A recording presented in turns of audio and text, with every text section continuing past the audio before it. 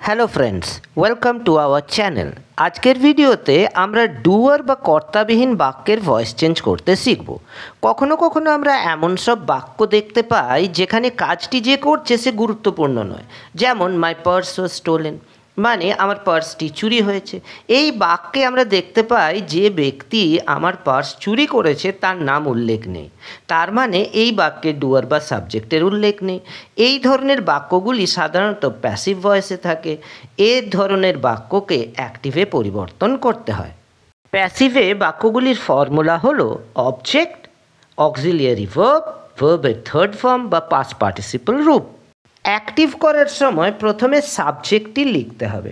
যেহেতু সাবজেক্টের উল্লেখ থাকে না সেহেতু বাক্য অনুযায়ী সাবজেক্ট লিখতে হয়, যেমন সামওয়ান বা পিপল বা টিচার বা অথরিটিস ইত্যাদি। সাবজেক্টের পরে ভার্ব লিখতে হবে এবং সবশেষে অবজেক্ট লিখতে হবে। এখন দুটি উদাহরণের সাহায্যে প্যাসিভ থেকে অ্যাক্টিভ করার নিয়মটি দেখে নিই। প্রথম বাক্যটি হলো মাই পার্স ওয়াজ স্টোলেন। এখানে মাই পার্স হলো অবজেক্ট, ওয়াজ হলো অক্সিলিয়ারি ভার্ব এবং স্টোলেন হলো ভার্বের পাস্ট পার্টিসিপল রূপ। বাক্যটি অ্যাক্টিভে ট্রান্সফর্ম করার সময় প্রথমে সাবজেক্টটি লিখতে হবে। যেহেতু পার্সটিকে চুরি কে করেছে আমরা জানি না সেহেতু সামওয়ান লিখব। এরপর ভার্বটি লিখতে হবে। যেহেতু বাক্যটি পাস্ট টেন্সে আছে সেহেতু ভার্বটিও পাস্ট টেন্সে হবে। এখানে স্টোল, এরপর অবজেক্টটি লিখতে হবে।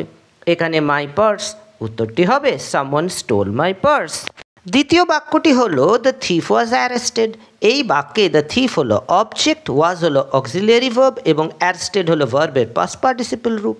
বাক্যটি অ্যাক্টিভে ট্রান্সফর্ম করার সময় প্রথমে সাবজেক্ট লিখতে হবে। যেহেতু চোরকে অ্যারেস্ট করার কাজ পুলিশের সেহেতু সাবজেক্টটি হবে পুলিশ। এরপর ভার্বটি লিখতে হবে। যেহেতু বাক্যটি পাস্ট টেন্সে আছে সেহেতু ভার্বটিও পাস্ট টেন্সে হবে, এখানে অ্যারেস্টেড। এরপর অবজেক্টটি লিখতে হবে, এখানে দ্য থিফ, উত্তরটি হবে the police arrested the thief. তাহলে দেখলে তো সাবজেক্ট বা ডুয়ারবিহীন বাক্যের ভয়েস চেঞ্জ কত সহজে করা যায়। এরকম আরও সহজ গ্রামার টিপস পেতে আমাদের চ্যানেলটি সাবস্ক্রাইব করতে ভুলো না। পরের ভিডিওতে আবার দেখা হবে। বাই।